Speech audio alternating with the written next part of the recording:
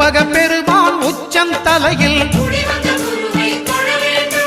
ஆலமர் செல்வன் அவனது பார்வை தடைகளை நீக்கி வளம் பெருக்கும் நம் கணபதி சிரத்தை காண்கிற மங்கையர் மாங்கல்ய பலமே திடமாகும்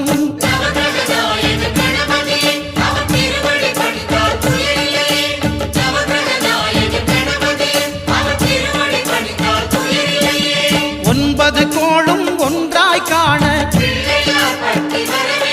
அங்கு கற்பகம் என்